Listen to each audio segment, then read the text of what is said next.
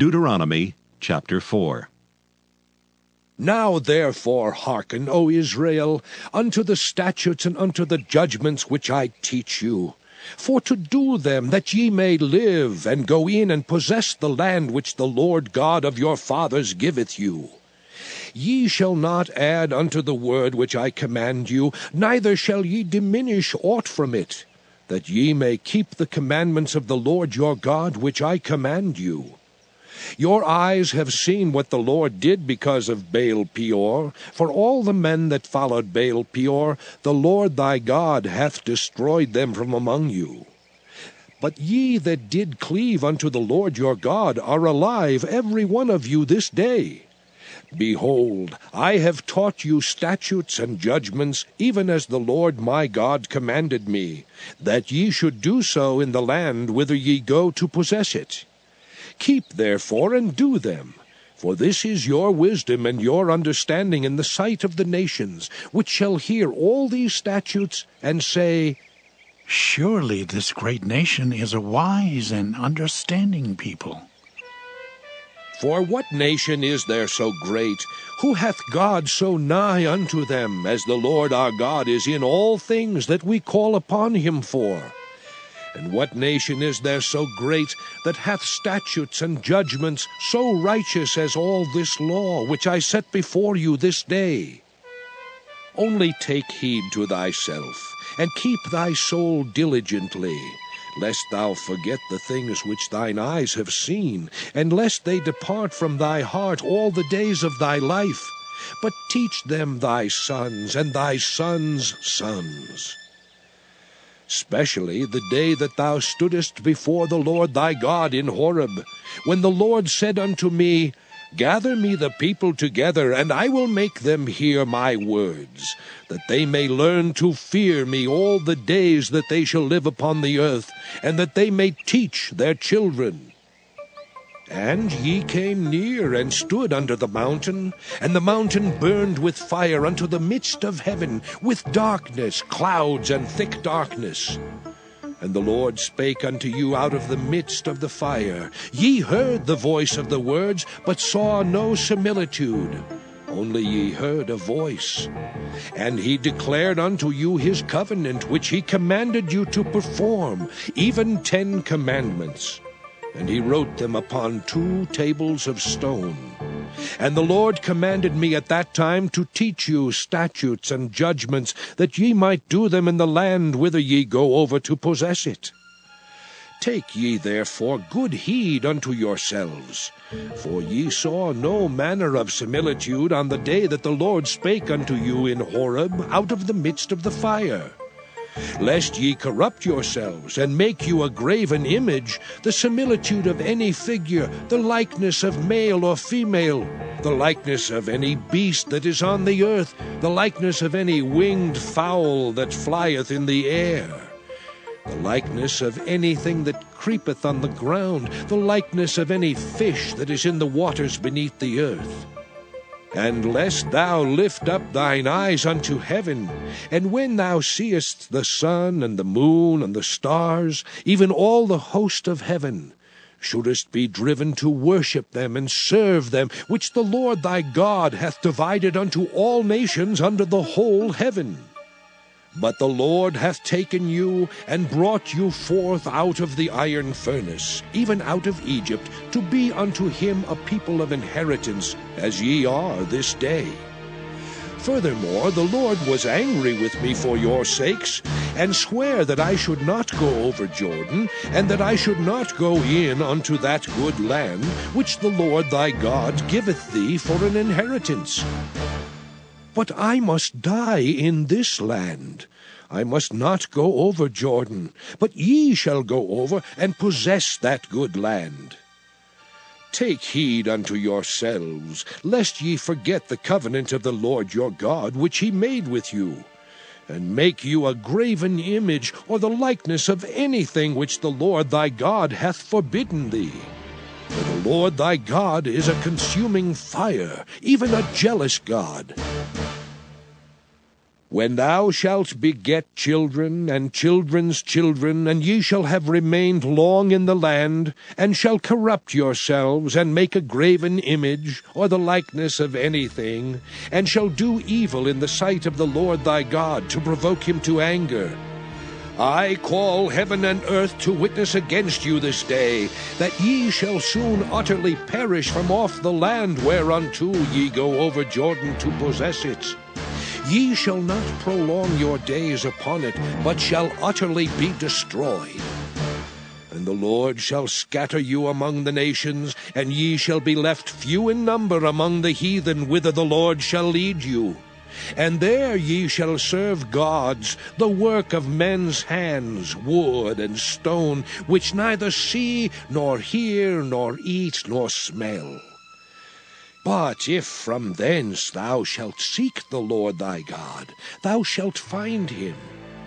If thou seek him with all thy heart and with all thy soul. When thou art in tribulation, and all these things are come upon thee, even in the latter days, if thou turn to the Lord thy God, and shalt be obedient unto his voice, for the Lord thy God is a merciful God, he will not forsake thee, neither destroy thee, nor forget the covenant of thy fathers which he sware unto them. For ask now of the days that are past, which were before thee, since the day that God created man upon the earth, and ask from the one side of heaven unto the other, whether there hath been any such thing as this great thing is, or hath been heard like it. Did ever people hear the voice of God speaking out of the midst of the fire, as thou hast heard, and live? Or hath God essayed to go and take him a nation from the midst of another nation, by temptations, by signs, and by wonders, and by war, and by a mighty hand, and by a stretched out arm, and by great terrors, according to all that the Lord your God did for you in Egypt before your eyes? Unto thee it was showed, that thou mightest know that the Lord, he is God. There is none else beside him. Out of heaven he made thee to hear his voice, that he might instruct thee. And upon earth he showed thee his great fire, and thou heardest his words out of the midst of the fire. And because he loved thy fathers, therefore he chose their seed after them, and brought thee out in his sight with his mighty power out of Egypt, to drive out nations from before thee greater and mightier than thou art, to bring thee in, to give thee their land for an inheritance, as it is this day. Know therefore this day, and consider it in thine heart, that the Lord, he is God in heaven above, and upon the earth beneath. There is none else. Thou shalt keep therefore his statutes and his commandments, which I command thee this day, that it may go well with thee, and with thy children after thee, and that thou mayest prolong thy days upon the earth, which the Lord thy God giveth thee forever.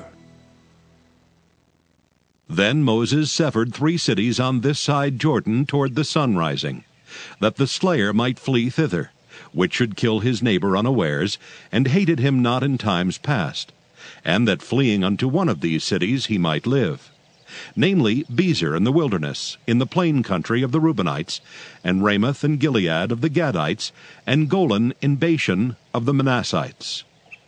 And this is the law which Moses set before the children of Israel.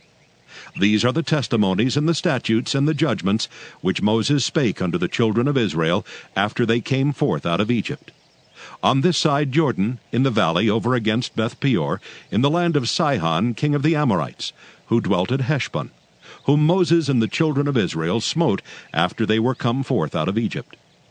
And they possessed his land in the land of Og king of Bashan, 2 kings of the Amorites, which were on this side Jordan toward the sun rising, from Aroer, which is by the bank of the river Arnon, even unto Mount Sion, which is Hermon, and all the plain on this side Jordan eastward, even unto the sea of the plain, under the springs of Pisgah.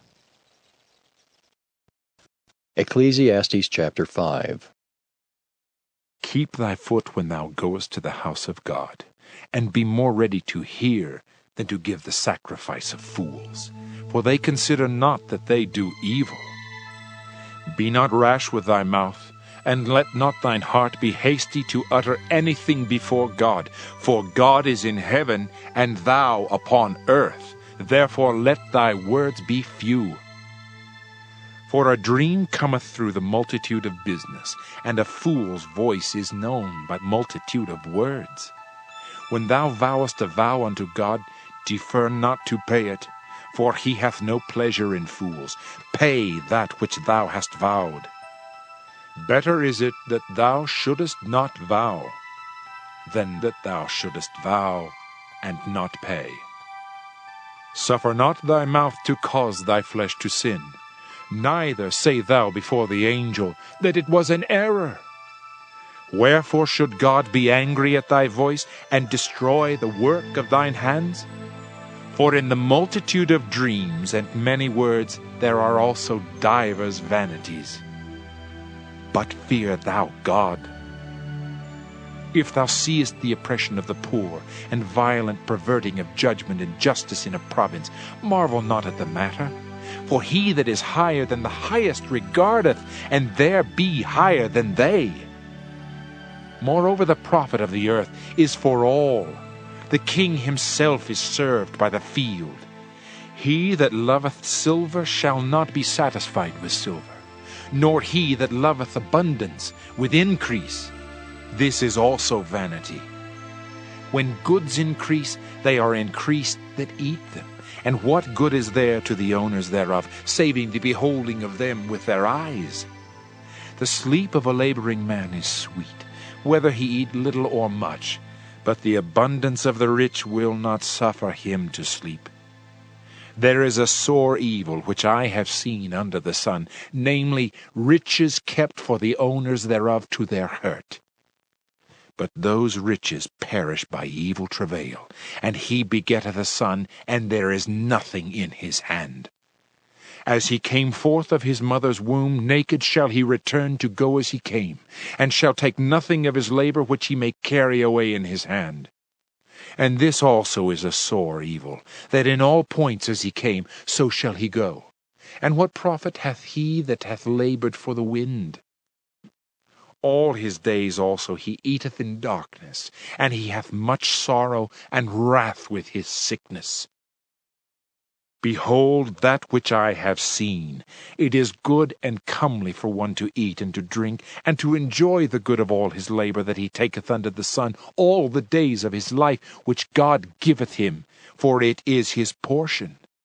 Every man also to whom God hath given riches and wealth, and hath given him power to eat thereof, and to take his portion, and to rejoice in his labor, this is the gift of God.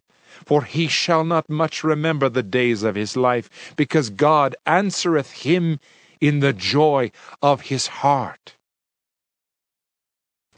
Ecclesiastes chapter 6. There is an evil which I have seen under the sun, and it is common among men. A man to whom God hath given riches, wealth, and honor, so that he wanteth nothing for his soul of all that he desireth, yet God giveth him not power to eat thereof, but a stranger eateth it. This is vanity, and it is an evil disease. If a man beget 100 children, and live many years, so that the days of his years be many, and his soul be not filled with good, and also that he have no burial, I say that an untimely birth is better than he. For he cometh in with vanity, and departeth in darkness, and his name shall be covered with darkness.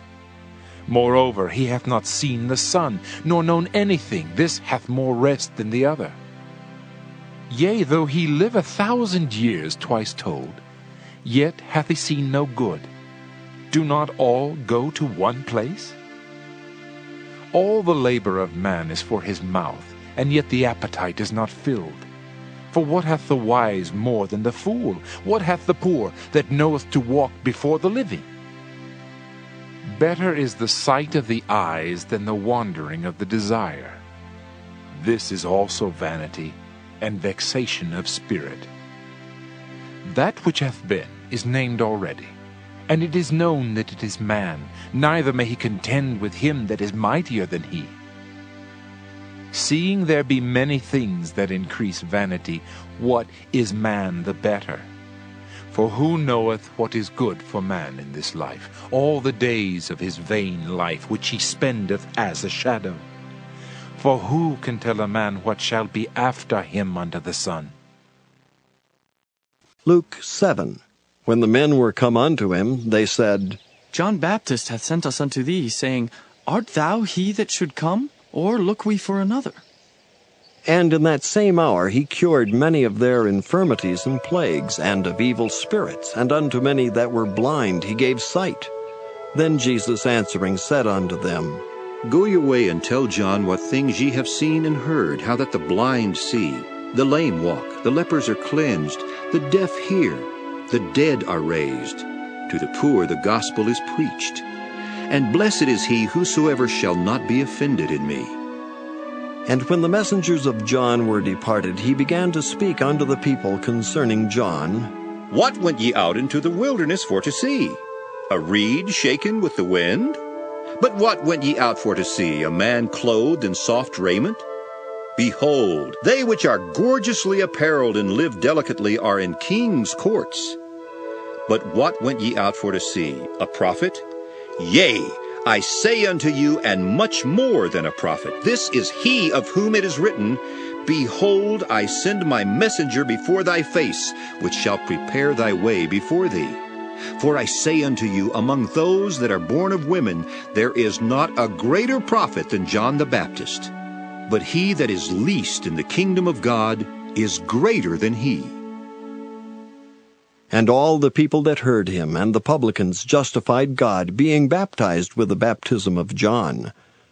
But the Pharisees and lawyers rejected the counsel of God against themselves, being not baptized of him. And the Lord said, Whereunto then shall I liken the men of this generation, and to what are they like? They are like unto children sitting in the marketplace, and calling one to another, and saying, We have piped unto you, and ye have not danced. We have mourned to you, and ye have not wept. For John the Baptist came neither eating bread, nor drinking wine, and ye say he hath a devil. The Son of Man is come eating and drinking, and ye say, Behold, a gluttonous man, and a winebibber, a friend of publicans and sinners. But wisdom is justified of all her children. And one of the Pharisees desired him that he would eat with him. And he went into the Pharisee's house, and sat down to meat. And behold, a woman in the city, which was a sinner, when she knew that Jesus sat at meat in the Pharisee's house, brought an alabaster box of ointment, and stood at his feet behind him, weeping, and began to wash his feet with tears, and did wipe them with the hairs of her head, and kissed his feet, and anointed them with the ointment. Now when the Pharisee, which had bidden him, saw it, he spake within himself, saying, This man, if he were a prophet, would have known who and what manner of woman this is that toucheth him, for she is a sinner. And Jesus answering said unto him, Simon, I have somewhat to say unto thee. And he saith, Master, say on. There was a certain creditor which had 2 debtors. The one owed 500 pence, and the other 50. And when they had nothing to pay, he frankly forgave them both. Tell me therefore, which of them will love him most? Simon answered and said, I suppose that he to whom he forgave most.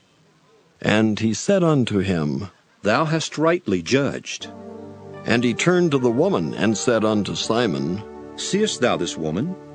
I entered into thine house, thou gavest me no water for my feet, but she hath washed my feet with tears, and wiped them with the hairs of her head. Thou gavest me no kiss, but this woman, since the time I came in, hath not ceased to kiss my feet. My head with oil thou didst not anoint, but this woman hath anointed my feet with ointment. Wherefore I say unto thee, her sins which are many are forgiven, for she loved much.